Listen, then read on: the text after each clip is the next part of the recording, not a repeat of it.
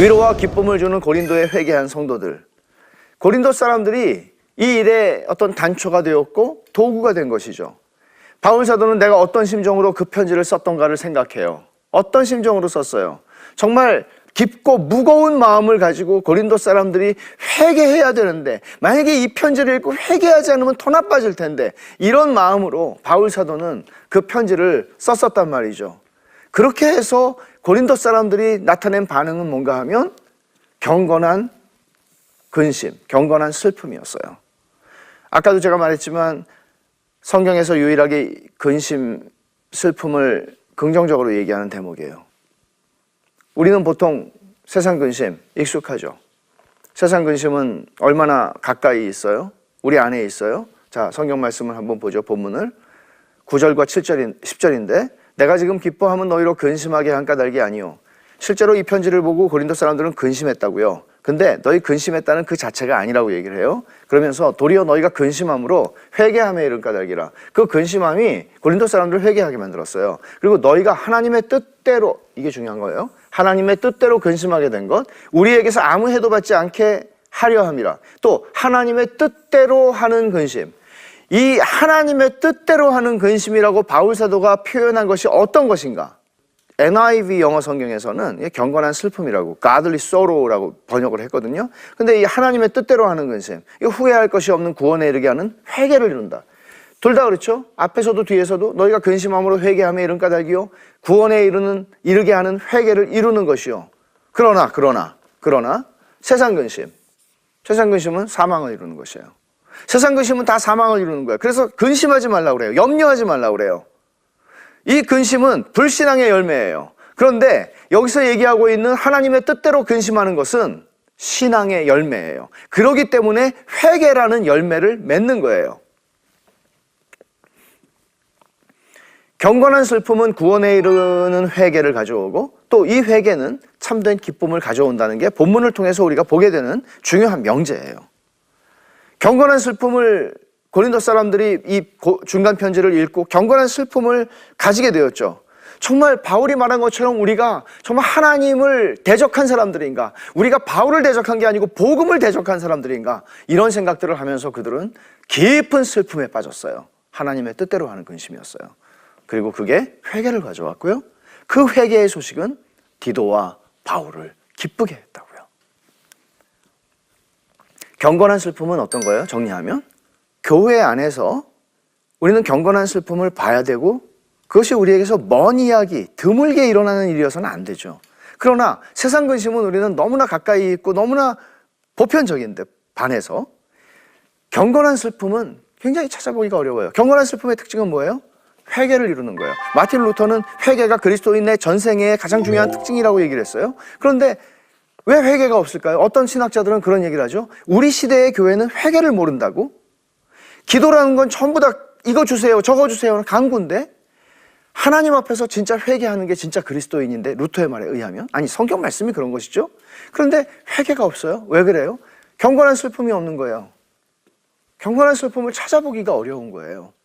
그냥 희희낙낙하는 그런 게 예수 잘 믿는 거고, 예수 믿는 사람들은 항상 웃어야 돼, 그런 게 아니라 예수 믿는 사람들의 삶에는 성령님이 주시는 경건한 슬픔이 있어요. 왜냐하면 우리는 자꾸 넘어지기 때문에, 범죄하기 때문에. 그래서 이런 경건한 슬픔의 특징은 우리를 회개로 인도하는 것이죠. 회개의 열매를 맺게 하는 것이죠. 죄에 대한 각성이 경건한 슬픔의 특징이에요. 경건한 슬픔이 만들어내는 회개가 있기 위해서는 편지가 필요해요. 중간 편지 같은 거. 그게 뭐예요? 설교예요. 하나님의 말씀이에요. 하나님의 말씀이 성령의 능력 가운데에서 우리에게 증거될 때 우리들은 경건한 슬픔으로 반응할 수 있어요. 그리고 회개에 이르게 돼요.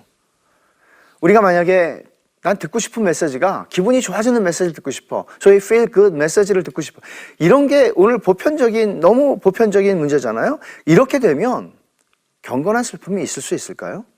그런 게 없죠.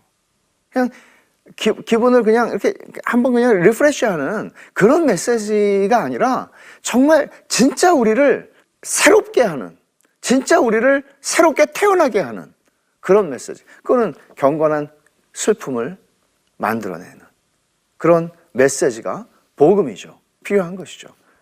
그러나 세상 근심은 뭘 갖고 온다고요? 사망을 갖고 온다고요. 세상 근심에서 그냥 내가 좀 해방되기를 원하는 그런 차원의 얘기를, 복음은 그런 차원의 얘기를 하지 않아요. 그리고 바울 사도가 여기서 강조하는 것은 바로 그것을 강조하는 것입니다. 경건한 슬픔이 7가지의 증거를 갖고 왔어요. 경건한 슬픔으로 말미암아 회개를 했는데 그게 7가지 증거로 지금 나열이 되고 있는데 본문에 11절이에요. 보라, 하나님의 뜻대로 하게 된 이 근심이 너희를 얼마나 간절하게 하며, 이 간절하다는 말은 그전에는 그냥 생각 없이 그냥 이렇게 자기들이, 거짓 교사들이 이렇게 얘기하니까 아 그런가? 그리고 바울을 대적하기도 하고 그렇게 살았는데 이제는 자기들의 삶에 대해서 정말 진지하고 간절한 마음을 가지고 살기 시작하는 거예요.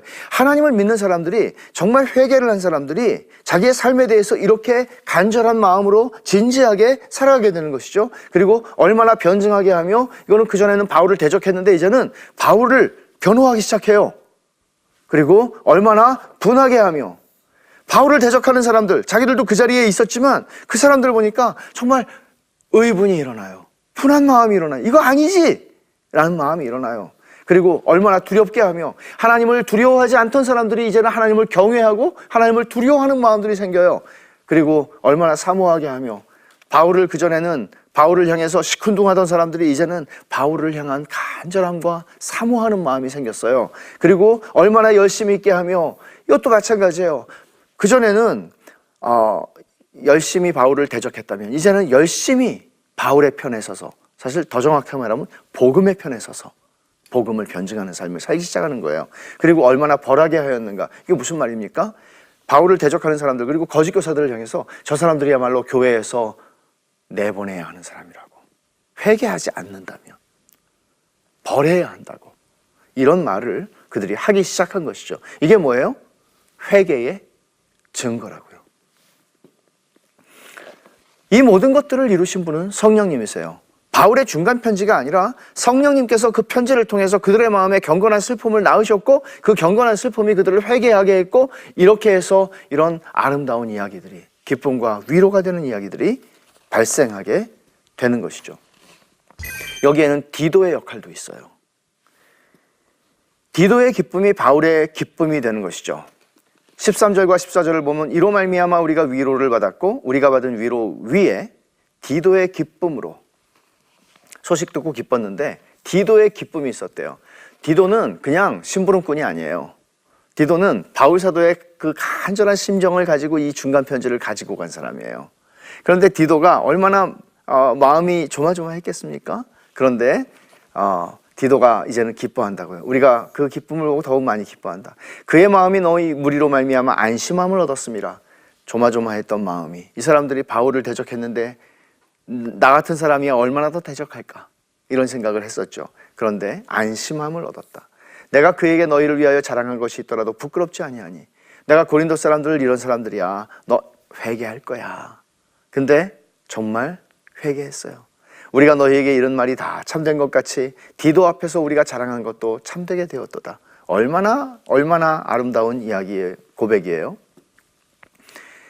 디도 자신이 조마조마한 마음으로 부담감을 가지고 고린도로 갔지만 어떤 일이 일어났다는 것입니까? 고린도 교회 사람들 대다수가 중간 편지를 보고 회개한 거죠. 그러자 디도의 마음에는 그 기쁨이 생겼고 그 기쁨이 바울의 기쁨이 되었다. 이게 지금 쭉 바울이 설명하는 얘기예요.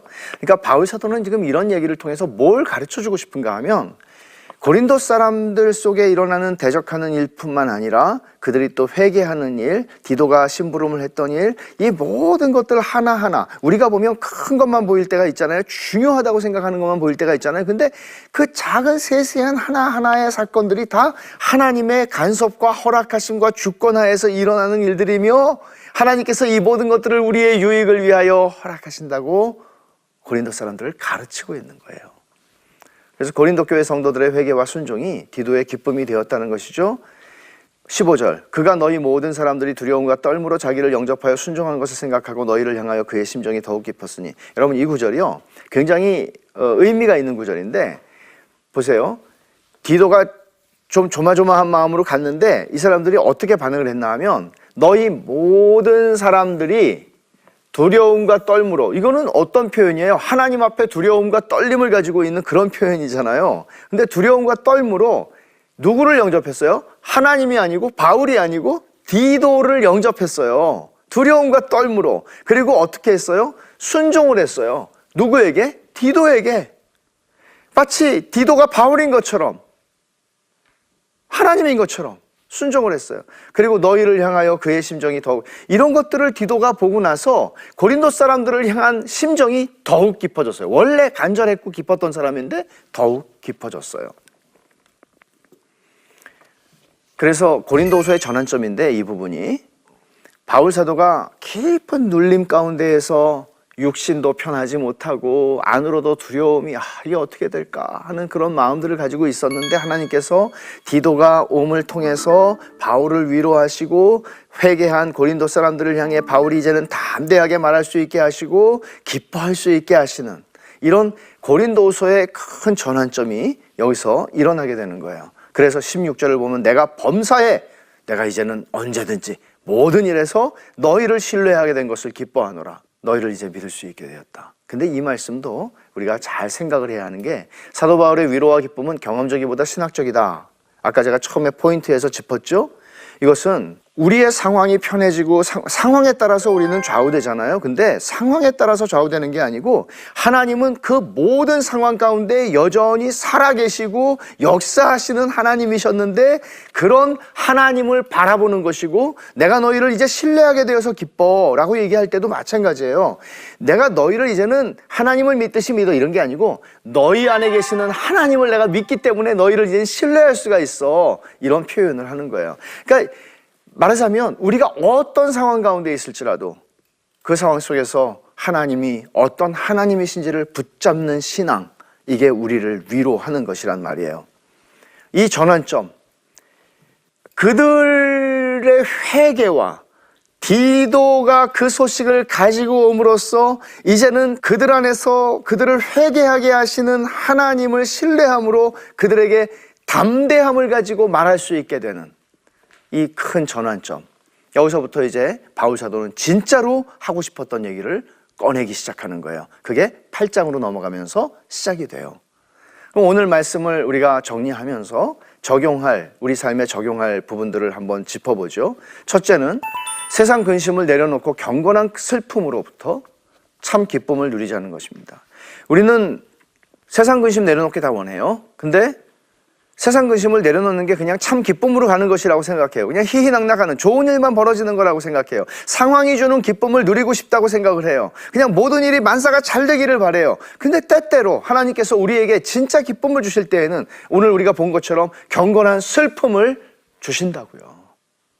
하나님 앞에 내가 회복되는 은혜를 주신다고요. 이런 기쁨이 있을 때 내 삶의 환경은 바뀌지 않았어도 세상 근심 정도는 다 사라져버리는 거예요. 이런 은혜를 누렸으면 좋겠어요. 그리고 이게 바울이 경험했던 거예요. 그리고 낙심한 자들에게 위로와 기쁨을 주시는 하나님의 도구가 되는 거예요. 여기에 디도가 바울을 위로하는 하나님의 도구가 되었죠. 고린도 사람들이 디도를 위로하는 하나님의 위로와 기쁨의 도구가 되었죠.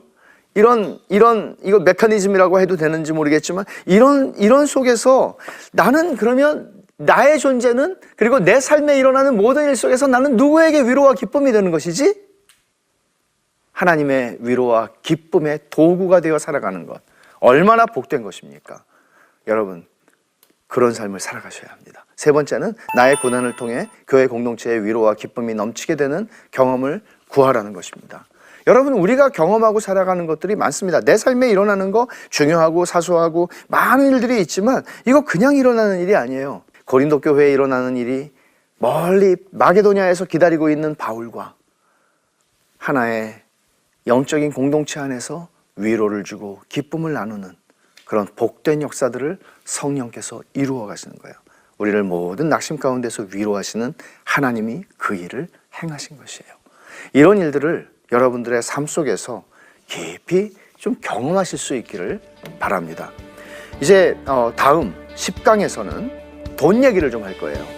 이게 바울이 하고 싶었던 얘기거든요. 8장과 9장의 본문을 가지고 돈 이야기, 성경이 말하는 돈 이야기, 돈 그리고 은혜의 황금 사슬이라고 하는 10강을 다음 주에 계속해서 하도록 하겠습니다.